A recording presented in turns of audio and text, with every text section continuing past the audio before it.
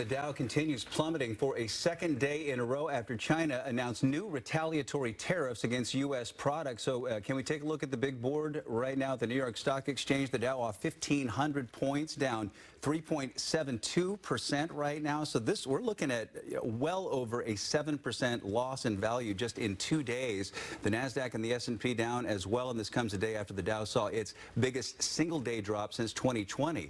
Now, China's tariffs begin on Thursday. The 34% tariff matches the reciprocal tariff that President Trump imposed on Chinese imports. China also filed a lawsuit with the World Trade Organization over the tariffs, and J.P. Morgan analysts warned recession is likely if tariff rates remain at their current level. On Capitol Hill, there is now a bipartisan effort to rein in Trump tariffs. Senator Chuck Grassley and Washington Senator Maria Cantwell have introduced a bill that would require the president to explain the reasoning and the impacts of any new tariffs to Congress within 48 hours of going into effect. We think Congress should reassert its role and have those policies come before Congress for review and approval.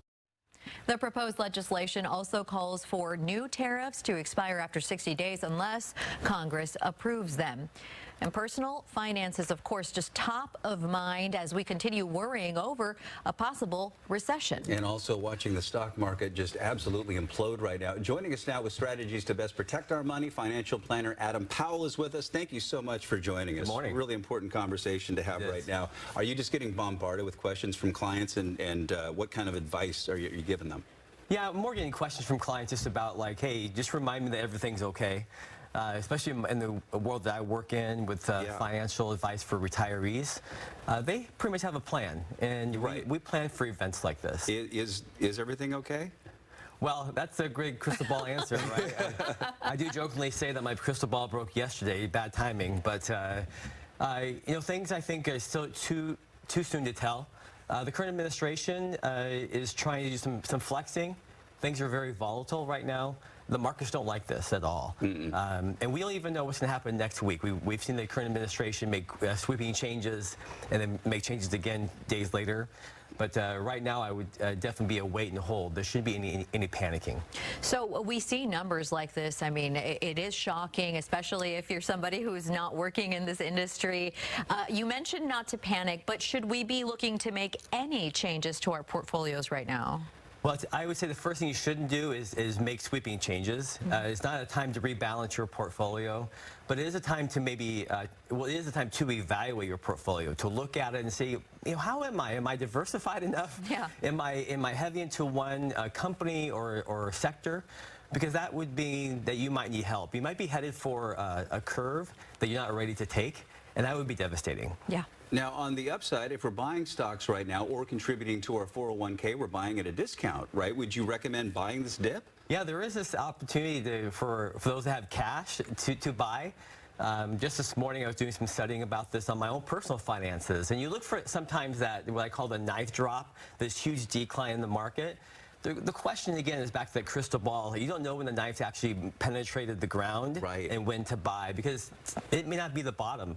And I think we are in a volatile time. We should consider waiting for a little bit to see how things play out in the next few weeks. Okay, so if we were to buy in, what sectors would you say have the biggest upside?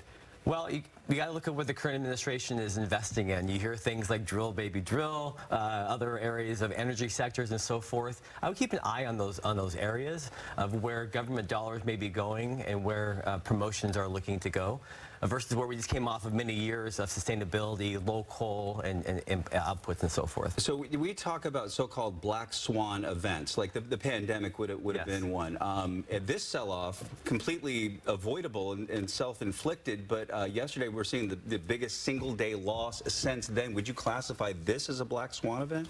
I would give it a few more days before I make that determination, but we're certainly headed in that direction. Okay, so in the case of the pandemic, the market recovered in just a few months, and then it soared after that. How do you see it going this time around?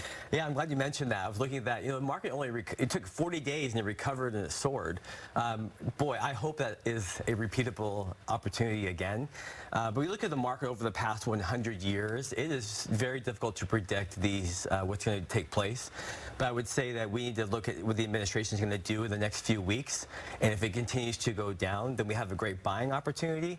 And if it continues to go down, I would say that those who have not sought out financial help, that they should do so.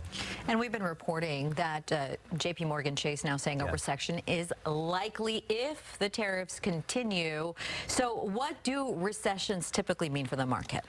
Well, it depends on what period of time you're looking at. They've had so many different results in the market.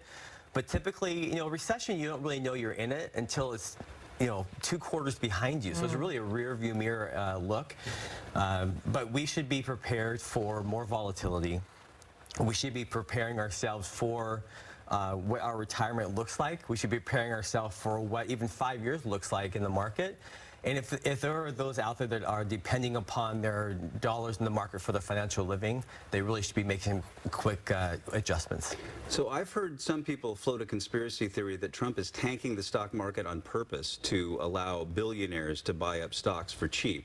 Do you buy into that at all? I don't buy into that. I buy more into that. I think the current administration is posturing, and that they're using it for future negotiations.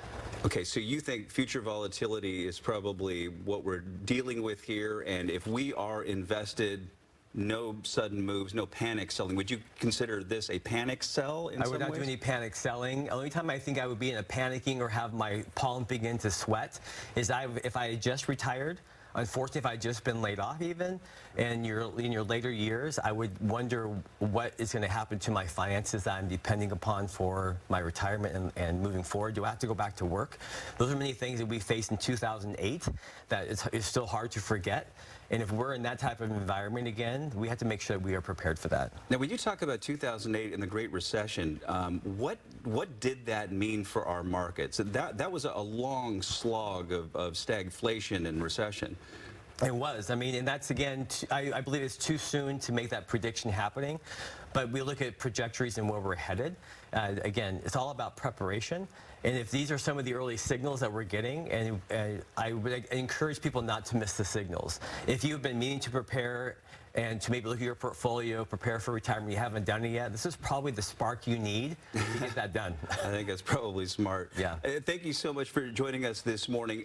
It is, Adam Powell, financial planner. Great to have you this morning. Thank you. Appreciate it. Yeah.